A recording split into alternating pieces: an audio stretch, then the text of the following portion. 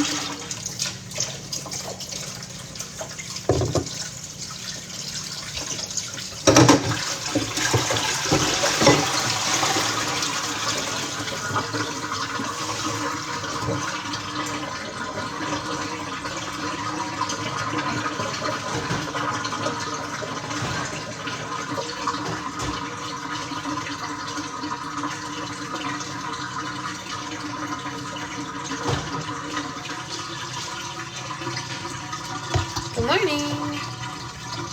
Hello, everybody. How's it going? What's up, what's up? Everyone doing well this morning? I'm still at work, so I can't hear anything. Pray the shipments are waiting to come. Ah. Hopefully. Amazed I woke up on time for book club. We got back late. Ah, well, you should take a nap, huh? Morning, Nisa. How's everyone doing this morning? Actually, I should do it this way because he wants it a little different.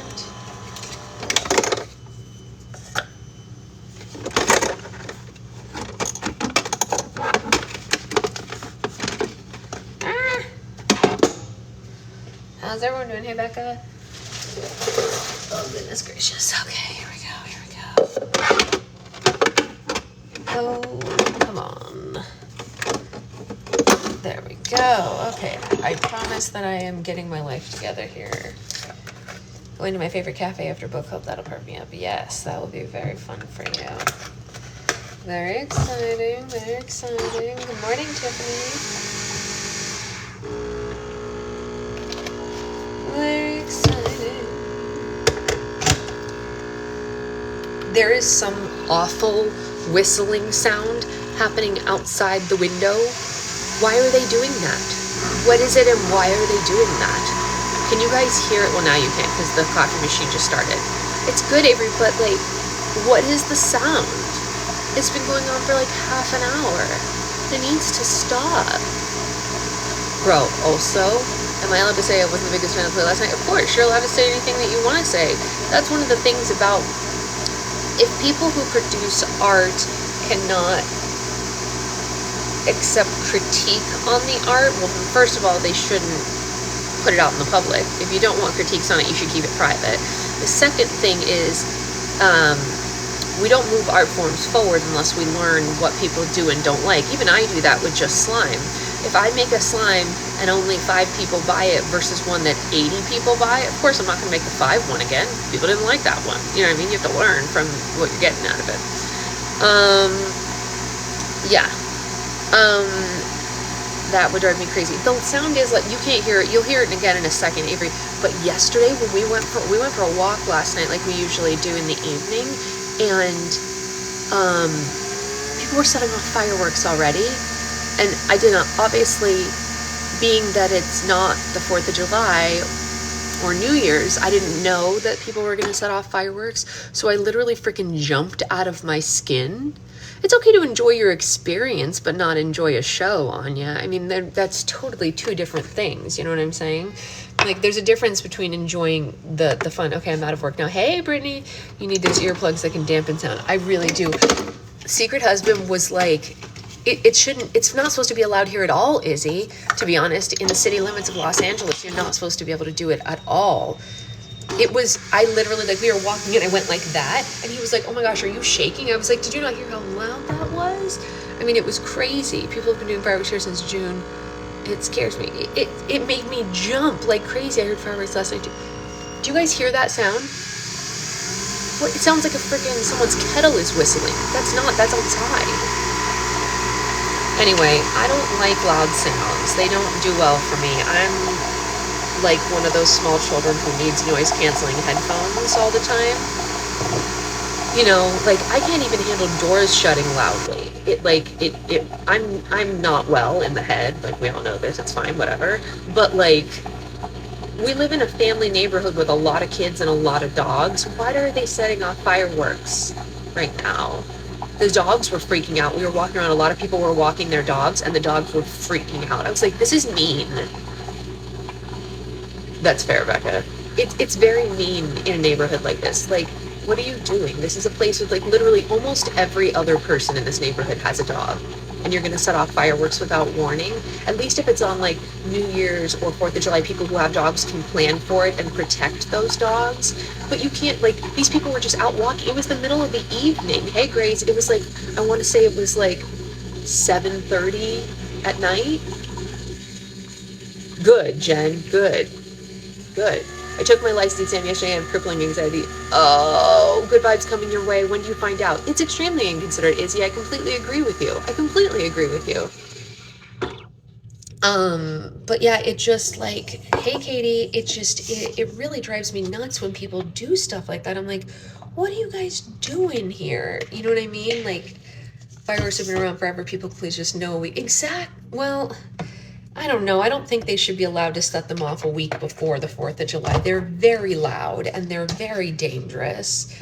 I don't know. I don't really think that we should just be saying, "Oh, well, you should just expect them going on." You know, I don't know if that's really true. I'm sorry for the kids in the neighborhood. The kids, the dogs, anyone who has sensitivities, you know, like it's also against the law. Like, straight up, in the city limits of Los Angeles, you're not allowed to do it. So they're breaking the law either way. Yeah, people with PTSD, exactly. Yeah. I live in Illinois where they're illegal and it's going off. Yeah, it's going off here too. They're dangerous things, should be professional. I agree. I agree completely. And we're not talking sparklers here. You know what I mean? Like, get yourself and your kids like a couple little sparklers for fun. We were talking about like someone was on a roof setting off like a big firework. Yeah, Roxy, of course they do. Why wouldn't they not? You know? Yeah, you're absolutely right. Those are the kind that accidentally set fires. Exactly, Jen. Exactly. Yeah, my dog and cat jump every time. Of course. How could they not, Avery? How could they not?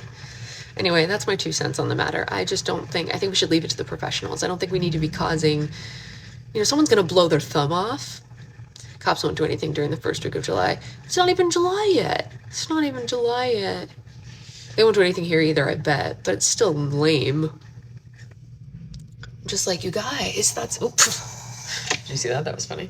Anyway, that's my, gonna make slime. No, probably not anymore. I think I've given up slime.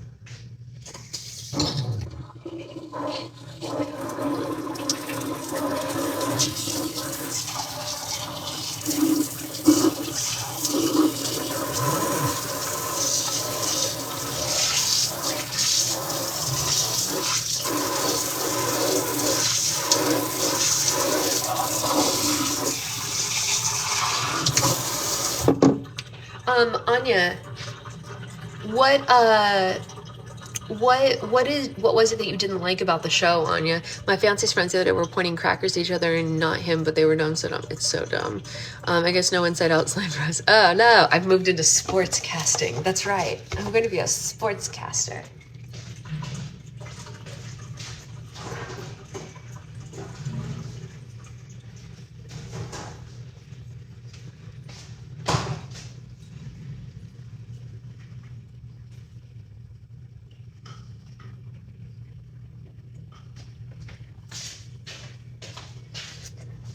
As a nurse, I told him, 1, he can't go over there anymore, and 2, see him in the ICU. I mean, you're right.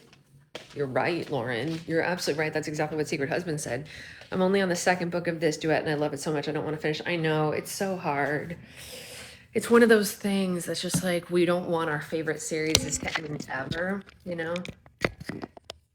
You don't have to harm yourself to come see me at work. Amen and amen. What's that behind you? This is a Monstera plant that we grew. Yeah. It's a monstera. Isn't that cool? Oh, you guys are trying to play that trick. That's so funny. I love that everyone was trying to scare me, being like, who's that behind you? When I know I only live with myself and my husband. So anything behind me is either a plant, a slime, or my husband.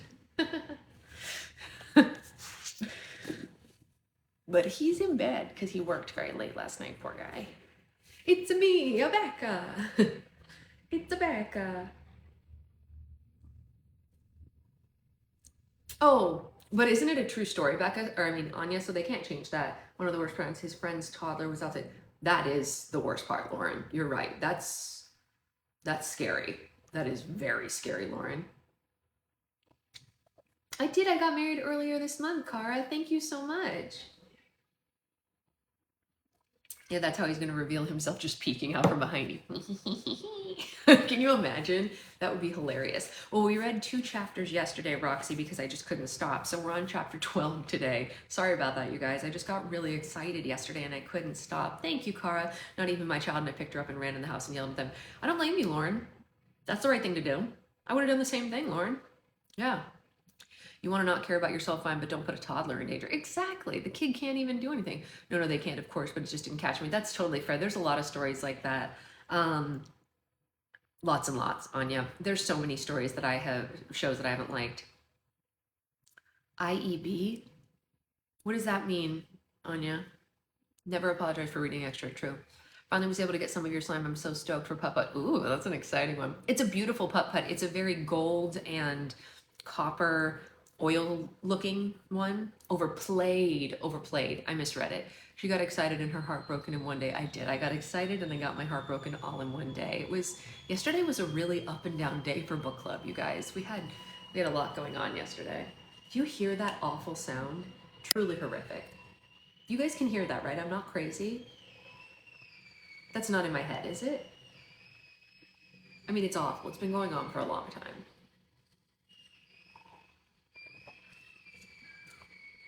I mean, also no for I don't know yet, Izzy. I don't know. Maybe.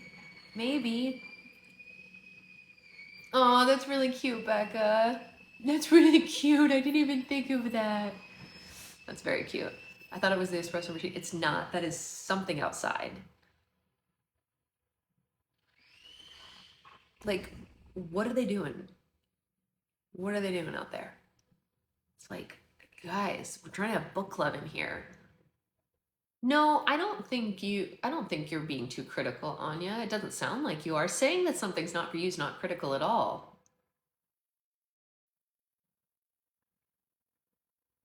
Usually don't say this, but maybe call the non-emergency police number. I think it's some kind of construction. I'm using my unique feelings, so I see using gasoline as your emotional support. It's true, I do walk it. I do that. You're right about that. Oh, and I'm not the only one. Yeah, it's a pretty big thing. Sounds like construction, power tool of some sort. Yeah. Okay, well, let's pause for the moment. So let's read. I was impressed by how easily they switched from character to character. If you liked the performances, but you just didn't like the show and the material, I don't think that's critical at all, Anya. I think that's perfectly normal. That's happened to me a ton of times. Oh no, that wasn't the fireworks, Jen. That was last night. One color for each so it won't be brown. Yes, that is facts. But it doesn't turn brown. It turns like a golden cookie dough color. It's not really brown, but I get why you'd want to give them each one. And it does smell like cookies, which is pretty exciting. I'm nervous for today's chapter. I'm nervous for everything these days, Avery. I don't know. We're reading A Tale of Witchcraft by Chris Coffer, and we're on chapter 12. And I have to say, I just assume I'm gonna be nervous anymore these days, whatever you want to say it, because I just, I mean, it's just, at this point, it's par for the course for us to be concerned about what's going on here. So we're gonna read. I'm scared for Lucy and Pip. I'm scared for Bristol. Oh, chocolate chips. That'll be exciting. All right, so this is called chapter 12, The Meetings. Excuse me, The Meeting, singular. I don't know why I added an S to the end of that. Bristol and Seven followed the clansmen through the empty streets of Chariot Hills. Ah, crap. Is he leading her into this? Is that what's happening, you guys? Is Seven leading her into the lion's den? I will be so upset. Okay. They darted from street lamp to street lamp and statue to statue as they went. Occasionally, the Klansman would stop and glance over his shoulder, but he never noticed the teenagers trailing behind him. The pursuit continued into the countryside, and then, with only a few trees and fences to hide behind, Bristol and Seven had to keep their distance so they weren't seen. Once the Klansman was a few feet outside the city, he lit a torch and journeyed off the cobblestone roads. Bristol and Seven crossed over hills, muddy fields, and shallow streams as they stalked him. The uncharted land was dark and difficult to trek, but thankfully the blood moon illuminated the earth enough for Bristol and Seven to see where they were going. Hey, Ray. Oh, which kid? Come here, baby. Who's crying? Come hang out with us. Thank you so much. I'm glad you think I have a calming voice. A few hours later, the smell of salt filled the air, and Bristol and Seven found themselves approaching the South Sea. Miles, baby, come sit down. We're going to read. The Klansmen headed for an enormous stone fortress on the beach at the base of a mountain, and just the sight of it put Bristol's stomach in knots. It was ancient and built out of crumbling stone. 5 towers stretched into the sky like fingers of decaying hands, and sharp rocks hung over the drawbridge, making the entrance seem like the mouth of an enormous creature. The beach was swarming with other Klansmen, gradually trickling in from different directions. Bristol pulled Seven behind a tall sand dune to stay hidden. That fortress must be the Righteous Brotherhood's headquarters, Bristol whispered. We need to go inside and find out what they're up to, Seven whispered back. Can you change our clothes into robes like theirs? Yes, but it's too dangerous for both of us to go, she said. I'll sneak inside and see what I can learn. You stay here, and if anything happens to me, you hurry back to the castle and tell your grandfather. Excuse me? I'm pretty sure I saved you from these guys last time, he said. Dangerous or not, I'm not letting you go in there alone. The world can spare a prince, but it only has one of you. Even in the current situation, Seven's remarks made Bristol blush. All right, we'll go in together, she said. But changing our clothes won't be enough. There are exactly 333 members of the Brotherhood. I'm sure they'll notice if there are 2 extra Klansmen that show up. Really, Bristol? How are they? Are they counting? Come on, Bristol. Wait, I gotta stop for a second. Is she crazy? Does she think that they're doing a head count? No offense, but I'm not with Bristol on this one. So we've got to take out 2 Klansmen before we go inside? He asked. Right, she said. Bristol waved her wand and transformed their clothes into the Brotherhood's silver robes. Although she knew it was Seven under the robe and mask just beside her, being near someone in that uniform was very unsettling. They peeked over the sand dune and waited for an unsuspecting Klansman to walk by. When one finally crossed the beach in front of them, Bristol pointed her wand at him and the Klansman suddenly was knocked unconscious.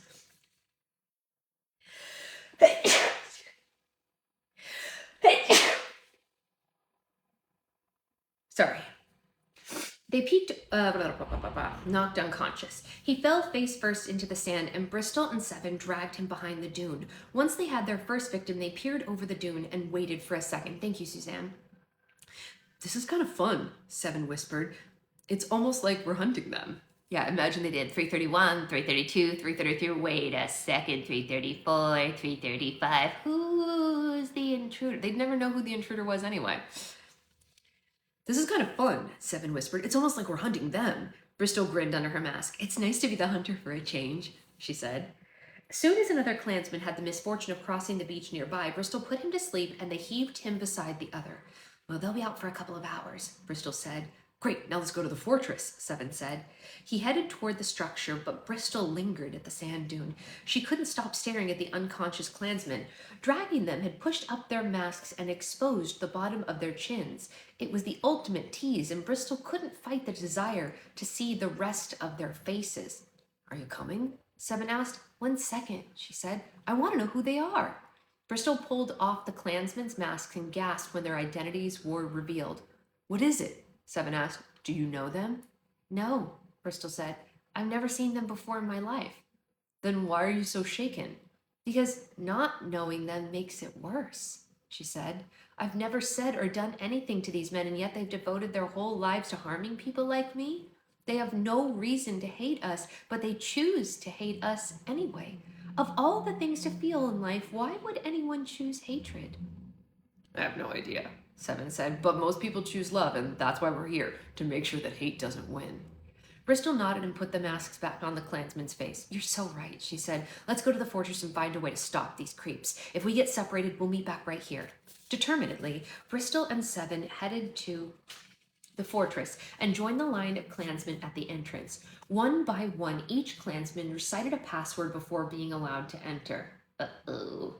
When it was Bristol's turn, she gripped her wand under the sleeve of her robe and discreetly pointed at the clansman guarding the entrance. You don't need a password for me or the man behind me, she said. Oh, it's a Jedi mind trick, I see. The enchantment made the guard's eyes grow wide and his pupils dilated. I don't need a password for you or the man behind you, he said. Good, she said. Now tell me that I look pretty and wish me a good night. You look pretty. I wish you a good night, he said. The guard let Bristol and Seven through the entrance and they met up on the other side of the drawbridge. Tell me I'm pretty and bring me some coffee. Anyway, great work, he whispered. Did he genuinely think I looked pretty, or was that your doing? I thought it would be a nice touch, she whispered back. Bristol and Seven followed the clansmen through the structure and entered a vast courtyard in the center of the fortress. The majority of the Righteous Brotherhood had already arrived, and as they filled in with the others, Bristol lost track of which silver uniform belonged to Seven. Uh-oh. Uh-oh. Around 5 o'clock in the morning, a flag bearing the image of a white wolf was hoisted from the tallest tower. A clansman with a crown of sharp metal spikes appeared and climbed to the top of the platform. Bristol instantly recognized him as the archer from her brother's wedding. The Brotherhood bowed to the man in the crown, and Bristol copied the moment. Apparently, he was the superior. Welcome, my brothers, the archer said. Time is only a luxury for the young, so I'll get straight to the point. Ever since we attacked the Evergreen wedding, there have been concerns growing among us. Many believe the Brotherhood is not doing enough. Some say it's foolish to delay our next attack. And few have lost faith in our righteous king. While I've assured you his plan is still on track for success, my words have not been enough to convince you. So, we have called this meeting tonight to finally put your qualms at rest. With all due respect, High Commander, the Evergreen attack was a massive failure, a clansman shouted. Yeah, we could have killed the fairy godmother. Why did we have to retreat? Said another. Now the fairies know the Brotherhood is back. We need to strike again before they strike us. Why does the Righteous King make us wait like dogs? The High Commander raised a hand to quiet the clansmen. All of your questions will be answered in due time, but I will not be answering them, the High Commander said. For the first time, our gathering will be led by our Commander-in-Chief himself. He has decided to pay us a visit to address your concerns personally. So without further ado, please welcome the Righteous King. Suddenly, the courtyard filled with a crimson glow as the Righteous King appeared on the platform. He wore a shimmering red suit and a matching mask that was shaped like a ram's skull. Bristol let out a quiet gasp when she realized why the Righteous King's clothing was glowing. It was made from the same bloodstone as the Righteous Brotherhood's weapons. The clansmen greeted the Righteous King with a generous bow, but Bristol could detect a sense of resentment in the air. Well, hello, my brothers, their leader said. It's an honor to finally meet you face to face. The Righteous King spoke in an authoritative whisper, but the sound was amplified through the horns of his mask and echoed into the fortress. Why is your plan taking so long? A clansman asked. You said you would be sitting on the throne by now, said another. You promised to restore the righteous philosophy to your constitution. You swore to destroy the magical community. None of your promises have come to fruition. Why should we trust you with anything anymore? The Righteous King stood calmly and listened to the clansmen until their complaints were voiced. I sympathize with your complaints and frustrations, he said. You've all waited a long time. Some of you have waited your entire lives. But do not confuse patience with failure, my brothers. I will sit on the throne of the Southern Kingdom, and I will restore the righteous philosophy. And together, we will destroy the magical community. But such conquests don't happen overnight. And they cannot be achieved by force alone. If we want to succeed, we must Strategize. The fairy godmother should be dead, a clansman shouted. Why did you order the High Commander to keep her alive? Asked another. What sort of strategy is that anyway? Eliminating the fairy godmother is the key to our victory, but eliminating her now will lead to our downfall, the righteous king said. You forget she's just as beloved as she is powerful. If we want to destroy her, we must destroy her popularity first. If we don't give the world a reason to hate the fairy godmother before we kill her, they'll turn her into a saint, and that will influence them forever. That is why I ordered the High Commander to keep her alive at the wedding. The attack was never meant to be an assassination. It was only meant to instill fear. Fear leads to mistrust. Mistrust leads to mistakes. Mistakes lead to disapproval. And disapproval leads to demise. And I'm proud to say my plan is working beautifully. Soon the fairy godmother will make the biggest mistake of her life, and she'll become the most despised person on the earth. And once the world loathes her, we can annihilate her without consequence. What mistake? What will make the world hate her so much? My friends, this brotherhood's greatest attribute is its secrecy, the righteous king said. The less I tell you, the less our enemies can interfere. All you need to know is that the fairy godmother's about to commit an unthinkable mistake. In fact, she will be so distraught over her own actions that the fairy godmother will willingly surrender herself to us. And once she does, the rest of my plan will fall perfectly into place. Have faith. I promise you, your patience will pay off. The righteous king's scheme was so far-fetched that Bristol almost laughed at it. She could tell the clan wasn't convinced either. More false promises. We shouldn't have pledged our loyalty to you. If you're so confident, tell us when it will happen then. Give us a time frame. Didn't I mention it? The righteous king asked in a playful tone. Oh, forgive me for burying the lead. It'll happen tonight. A distrusting murmur swept through the courtyard. They wanted to believe him, but this all seemed too good to be true. That's right, my brothers, you heard me correctly, the righteous king said. Mark my words. By the end of this coming night, I will deliver everything I have promised to you. The fairy godmother will be eliminated, and King Champion the 14th will be dead. I will be seated on the throne, and the righteous philosophy will be permanently restored to the southern kingdom. Without the fairy godmother to guide them, and without the laws to protect them, nothing will stop us from obliterating the magical community once and for all. Despite his enthusiasm, the Brotherhood remained skeptical. The High Commander stepped forward to reassure the doubtful clan. The righteous king is telling you the truth, the commander said. This is not the time to be cynical, my brothers, because the moment we've all been waiting for is here at last. This gathering isn't just a meeting of the minds, it's the dawn before a battle. This coming afternoon, we will march to the fairy territory and accept the godmother's surrender. Once we put an end to her vile regime, the war on magic will begin. The Brotherhood erupted with pure exhilaration. They roared so loud that the fortress rattled around them. The High Commander and the Righteous King climbed to the ground and hoisted the platform upward like a hatch. The courtyard filled with an even brighter crimson glow as the Righteous Brotherhood's arsenal of weapons was exposed. The High Commander distributed weapons, handing out crossbows, arrows, swords, chains, and spears to the excited clan. As the clansmen prepared for battle, Bristol slowly backed toward the exit. The men were so occupied with the weapons that they didn't notice her slip away. She hurried through the fortress, and when she passed the drawbridge, Bristol broke into a run. She returned to the designated sand dune and kept a watchful eye on the fortress, hoping that Seven would make it back in one piece. A few minutes later, a clansman raced out of the structure and joined her. Before he got too close, Bristol cautiously pointed a wand at the clansman, and he put his hands in the air. Bristol, it's me. It's Seven, he whispered, and then he removed his mask to prove it. Oh, thank goodness, she said, and lowered her wand.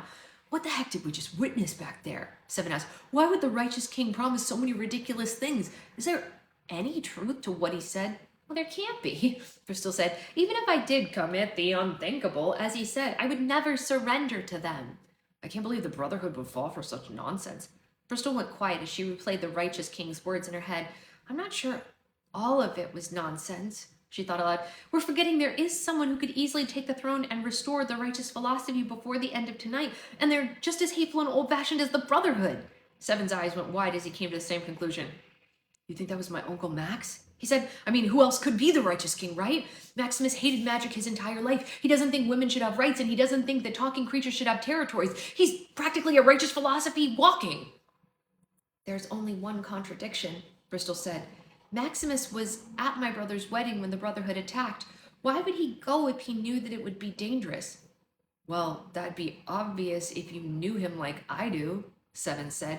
Max is the most conniving person I've ever met. He thinks everything through a million times and he always has a backup plan. Being at your brother's wedding makes him look innocent. It's the perfect alibi in case he was ever caught. Bristol nodded as all the pieces came together. We have to get back to Champion Castle, she said. I think your grandfather is in danger. Bristol and Seven sprinted across the beach away from the fortress. When they were completely out of sight, Bristol transformed their uniforms back into their regular clothes. She surrounded herself and the prince in a large bubble, and they flew over the southern kingdom. By the time they reached Chariot Hills, the sun had started to rise. Bristol and Seven figured the king would still be asleep, so they headed straight to his chambers. As they descended towards Champion Castle, Seven pointed out the window of his grandfather's bedroom, and Bristol landed her bubble on the king's balcony. They rushed inside and found the elderly king snuggled in his four-poster bed, sleeping face down in his pillow. Gramps, you've got to wake up, Seven said. Something terrible is happening. The prince nudged his grandfather, but the sovereign didn't move. Gramps, this is no time to be lazy, Seven said. We just uncovered a plot to kill you. We've got to get you to someplace safe. Still, the king didn't move or make a sound. Seven pushed the sovereign onto his back and let out a horrified gasp. His grandfather's skin was as cold and pale as snow, and his body was as stiff and still as stone. The king's eyes were wide open, but there was no life behind his tranquil gaze. Seven was in shock and didn't want to believe what he was seeing, but Bristol knew exactly what was happening. God, we're too late, she said. This cannot be happening, Seven shrieked. I just saw him yesterday. He was in good spirits. He seemed perfectly healthy. He couldn't have died on his own. This isn't a coincidence, Bristol said. Someone must be working with your uncle. They must have done something to him while we were all at the fortress. But what? There isn't a single scratch on him. Seven and Bristol searched the king's body, but they didn't find an obvious cause of death. The only peculiar marks they found were an ashy fingerprint on his right wrist, but the king couldn't have died from someone's touch alone. Or could he? Bristol, you have to bring him back, Seven cried. I can't bring back someone from the dead, Bristol said. Even if I knew how, he wouldn't come back as himself. He'd come back as something dark and unnatural. He wouldn't be the grandfather that you remember. Well, then maybe there's still time to save him, the prince said. Try to restart his heart. Make him take a deep breath. Anything. Please. Bristol knew there was nothing that she could do, but she appeased the prince anyway. She took a step back and raised her wand over the king's body. Ah, man, don't do this, Bristol. This is... Oh, fudge buffins. Come on. Just as she was about to perform a spell, the chamber doors flew open and Prince Maximus burst into the room with a dozen armed soldiers.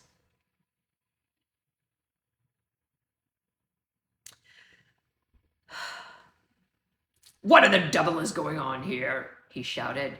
Seven glared at his uncle with the hatred of 100 angry men. How did you get here so fast? He asked. Maximus asked confused. I was asleep next door until I heard shouting. He said, what on earth are you two doing? Liar, Seven yelled. We just saw you at the fortress. We know who you really are. Seven, are you ill? His uncle asked. Don't play dumb, Seven shouted. You did this to him. You killed your own father. I beg your pardon? Maximus glanced at the deceased king and pretended to be shocked. Bristol could tell that he had been practicing the performance. His tearful eyes looked genuinely devastated. They've murdered the king, Maximus declared. We didn't murder anyone, Bristol said. Seven and I just got here. Lies, Maximus screeched. I saw you both in the courtyard just a few hours ago, and now I find you hovering over my father's body with your wand in the air. Any idiot could see what's going on. Guards, seize them immediately. The soldiers charged across the room and tackled Seven to the floor. Bristol defensively raised her wand, and the approaching soldiers backed away from her. Don't waste your energy. She'll never let you take her alive, Maximus said, and then pulled one of the soldiers aside. I want you to leave this room and inform everyone in the castle what you've just seen. Send messages and notify the papers. I want the whole kingdom to know the fairy godmother was caught in the act of killing the king. No, she didn't do it, Seven yelled as he struggled to free himself from the soldier's grip. My uncle did this. He's been plotting to kill him for months. Arrest him! And clearly, she's bewitched my nephew in the process, Maximus told the soldier as he pulled him aside. Now go, before the fairy godmother enchants us all! The soldiers hurried out of the bedroom. Bristol wanted to stop him, but she knew it would only make her seem more guilty. Maximus glared at her with a look of triumph in his eyes. I told my father to stay away from you, but he wouldn't listen, he said. I've always known you people shouldn't be trusted, and now I have proof. When the rest of the world finds out what happened here tonight, they'll finally see you in the magical community for what you truly are. A group of abominable, unnatural, power-hungry barbarians. Suddenly, the righteous king's outlandish plan didn't seem so outlandish anymore. Everything he had promised the Brotherhood was happening right before Bristol's eyes. Without a doubt, Maximus was going to claim the throne and restore the righteous philosophy as soon as the Southern Kingdom awoke.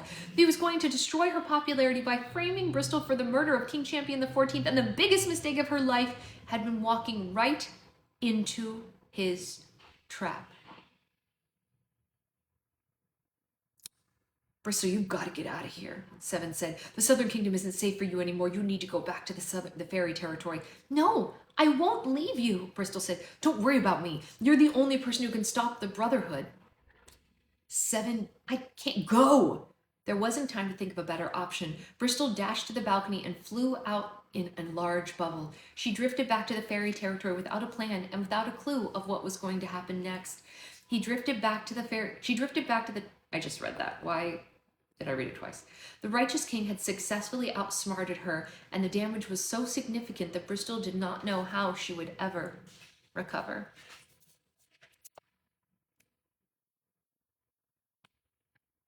Oh, you guys, the next chapter is only 3 pages.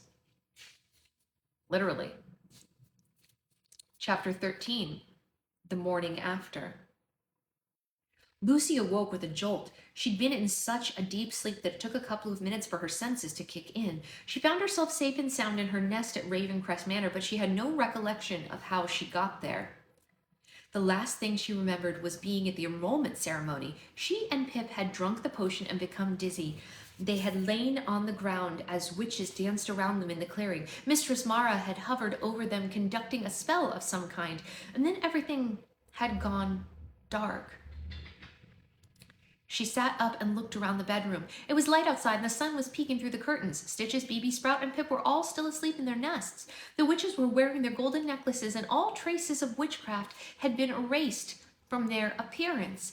Lucy noticed Pip was wearing a necklace too. Her whiskers and claws and skunk tail had all but disappeared. Good morning, Lucy. The unexpected voice made her jump. Lucy looked up and saw Mistress Mara standing in a shadowy corner of the bedroom. The witch stared at Lucy with a devious grin. Lucy had a hunch that Mistress Mara had been watching her sleep all night. Good morning, Lucy said. What are you doing? Just checking on you, dear, the witch said. How are you feeling? Lucy had to think about it, and the answer surprised her. Actually, I feel great, she said. Better than I felt in a long time. Excellent, Mistress Mara said. I'm happy to report the enrollment ceremony was a complete success last night. In fact, you responded to the ceremony better than any student I have ever had. Well, that's the first time I've ever been the top of my class, Lucy said with a laugh. What happened exactly? I don't even remember how I got back here.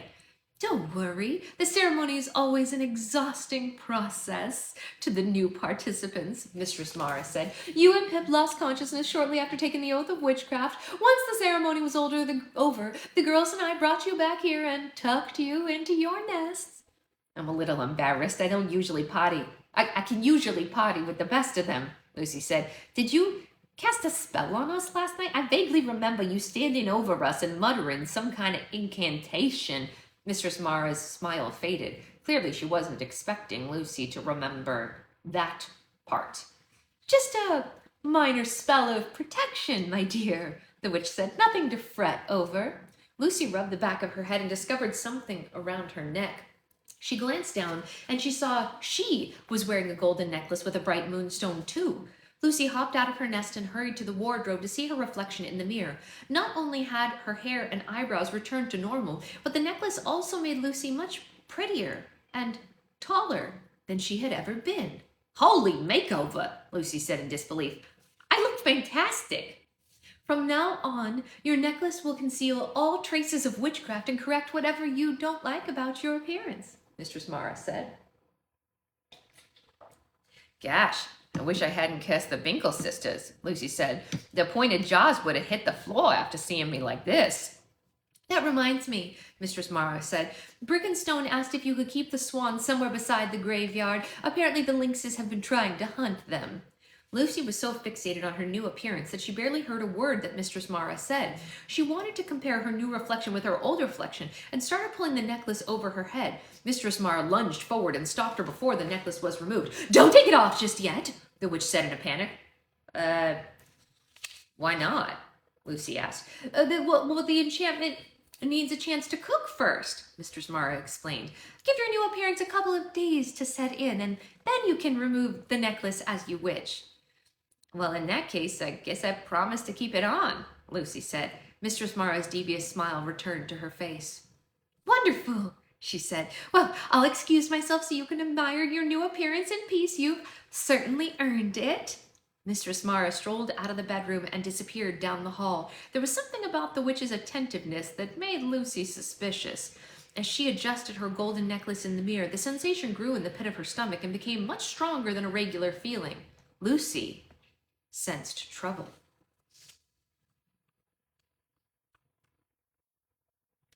My.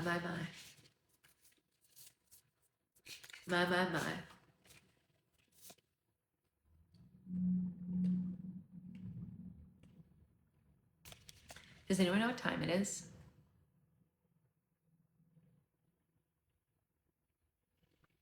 I can't see the clock from here. 9:07. All right, I gotta go.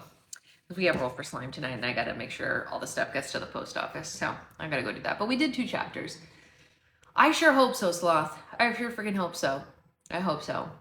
We're definitely gonna be done with this book this month. We're on chapter 14, and I think there's only 19 chapters, so we only have 5 more to go. I know, I do, but I have so much work to do, Anya. I have a lot. I have 70 more orders to pack, and I gotta get ready for Roll for Slime and all that jazz. So I will go do that. If anyone has been wanting a Pride Roll for Slime, but you haven't signed up yet, yes, the 3rd book is already here. It's on the shelf waiting to be read. So no, there'll be no gap in time waiting. And I figure right after 70 left, and I packed, you guys should see the bins that I packed last night.